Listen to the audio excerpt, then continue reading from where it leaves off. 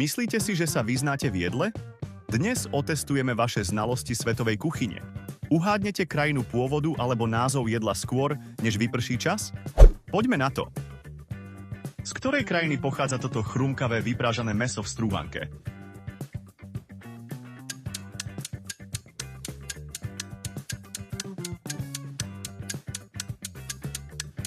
Rakúsko. A ak ste ho ešte nejedli priamo vo Viedni, dávame vám domácu úlohu. Maďari tvrdia, že toto je ich národné jedlo. Uhádnete ho?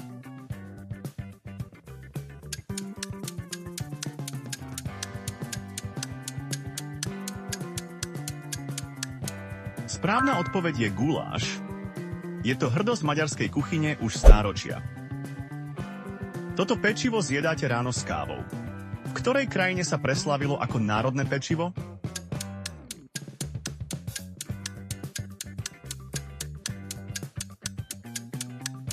Francúzsko. A Francúzi by vám dlho vysvetľovali rozdiel medzi croissantom rovným a zakriveným. Toto sladké jedlo milujú Taliani aj celý svet. Ako sa volá?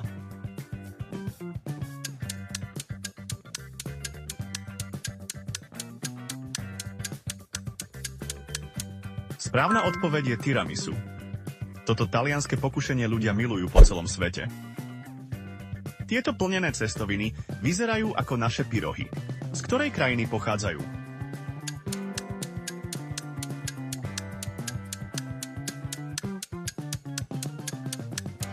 Poľsko. A každá poľská mama má svoj tajný recept na náplň, ktorý neprezradí ani susedke. Toto španielské jedlo z ryže, morských plodov a šafranu milujú dovolenkári po celom svete. Ako sa volá?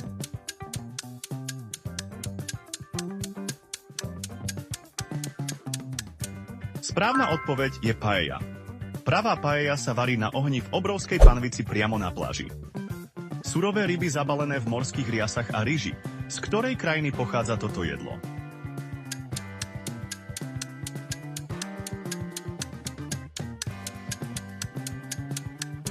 Japonsko. Sushi je umenie. Japonskí majstri trénujú roky len na to, aby vedeli správne, ktoré jedlo je najznámejším symbolom talianskej kuchyne.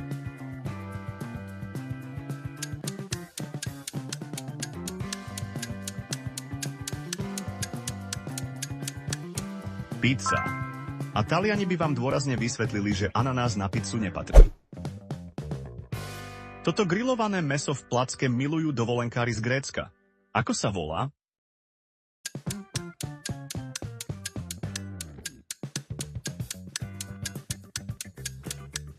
Správna odpoveď je gyros. Kto bol v Grécku, ten vie. Bez gyrosu to proste nejde. Hovédzie mäso v smotanovej omáčke podávané s knedľou a brusnicami. Z ktorej krajiny pochádza toto slávne jedlo?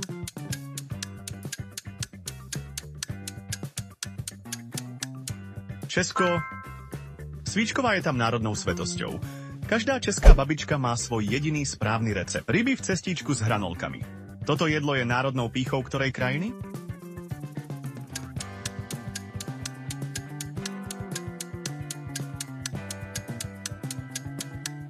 Správna odpoveď je Veľká Británia. Fish and chips sa tam zabalí do novinového papiera a je to rovno poézia. Toto tenkostenné pečivo plnené jablkami a škoricou je symbolom Viedne. Ako sa volá?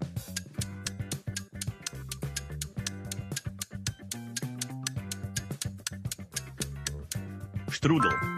Cesto musí byť také tenké, že cez neho prečítate noviny. Tak hovoria rakúske babičky. Tieto mleté mäsové valčeky na grille poznajú všetci, čo boli na Balkáne. Ako sa volajú?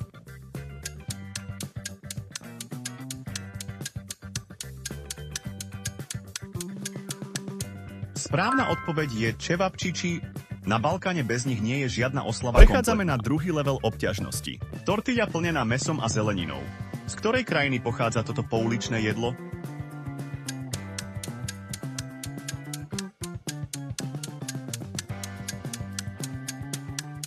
Mexiko? Tako sa tam jedia na každom rohu od rána do noci. A my im to závidíme. Roztopený syr v hrnci, do ktorého namáčate chlieb. Ktorá krajina je jeho domovom?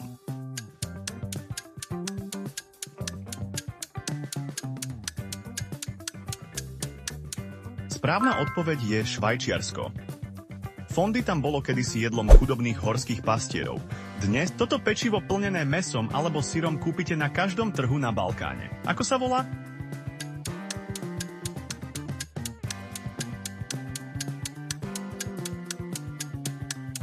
Burek.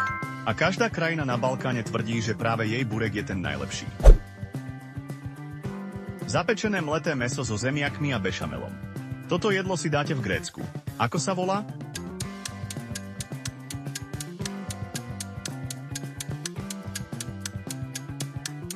Správna odpoveď je musaka.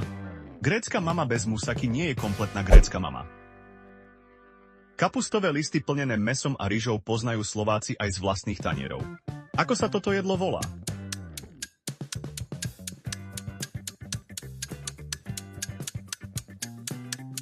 Sarma. Na Balkáne ju varia na každej svadbe, krstinách aj pohrebnej hostine. Malé vaječné cestoviny servírované v Nemecku aj Rakúsku. Ako sa volajú?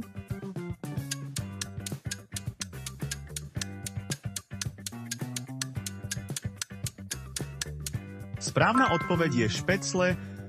Toto jednoduché jedlo z múky a vajec je na juhu Nemecka rovnako sveté ako kysnuté cesto varené vo vode. Bez nich si Česi nevedia predstaviť obed. Ako sa volajú?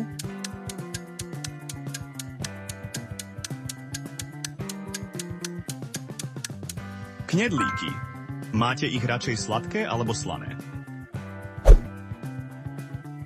S ktorou krajinou si najčastejšie spájame tento sladký zákusok z tenkého cesta, medu a orieškov?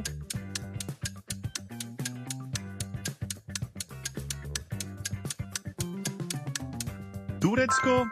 Baklava má viac ako 100 vrstiev cesta a Turci ju pečú pri každej špeciálnej príležitosti. Táto sytá červená polievka je národným jedlom ktorej krajiny?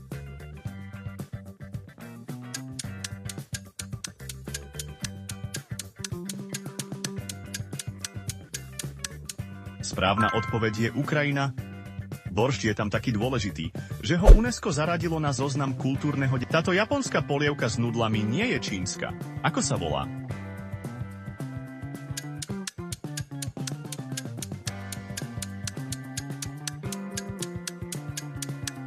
Ramen. V Japonsku existujú reštaurácie, kde naň čakáte hodinu a ľudia čakajú. Vyprážané nudle s vajcom a arašidmi. Toto je národné jedlo ktorej ázijskej krajiny?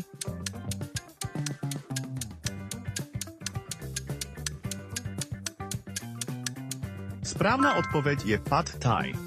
Toto jedlo sa stalo národným jedlom vďaka vládnej kampani v 30. rokoch. Táto fermentovaná pikantná zelenina je základom kuchyne ktorej krajiny?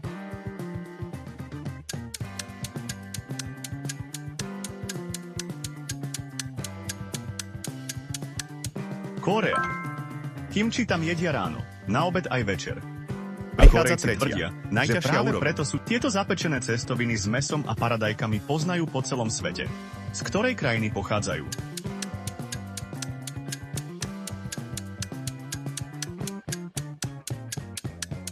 Taliansko.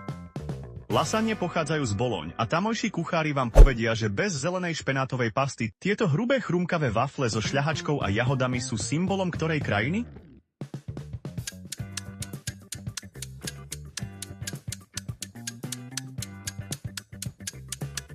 Správna odpoveď je Belgicko. Belgičania majú dokonca 2 druhy waflí a hádajú sa, ktorý je lepší. Táto voňavá polievka s nudlami a bylinkami je symbolom ktorej ázijskej krajiny?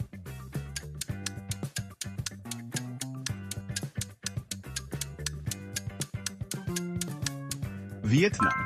Dlho ťahaný vývar. A Vietnamci ho jedia aj na raňajky. Mäso a zelenina dusené v hlinenom hrnci. Toto jedlo pochádza z ktorej africkej krajiny?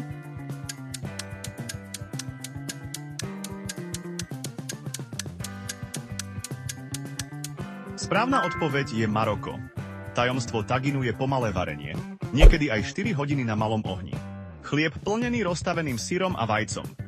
Toto jedlo je hitom ktorej krajiny na pomedzi Európy a Ázie?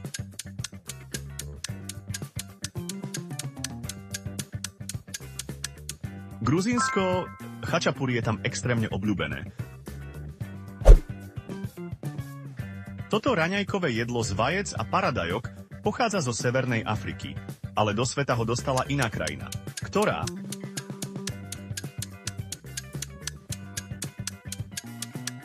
Správna odpoveď je Izrael. Šakšuku tam jedia na raňajky, obed aj večeru. A každá rodina mäso dusené v kokosovom mlieku a korení až do sucha. Toto jedlo je pýchou ktorej krajiny?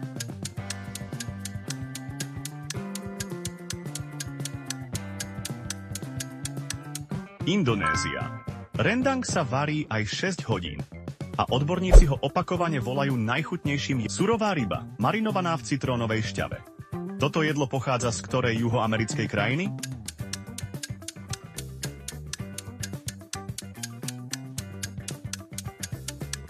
Správna odpoveď je Peru.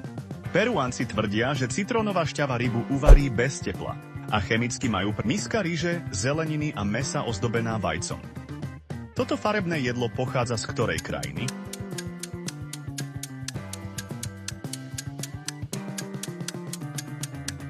Korea. Bibimbap. Jeho názov doslova znamená zmiešaná ryža a pred jedením ho treba poriadne premiť. Hranolky zaliate omáčkou a posypané syrovými hrudkami. Toto nezvyčajné jedlo je symbolom ktorej krajiny?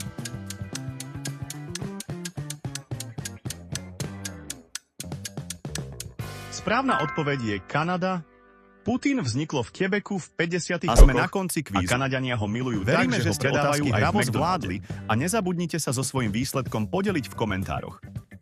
Budeme radi za každý like, komentár a odber. Ak máte nápady na ďalšie témy, ktoré by ste chceli, aby sme spracovali, tak nám ich určite napíšte pod video. Ďakujeme.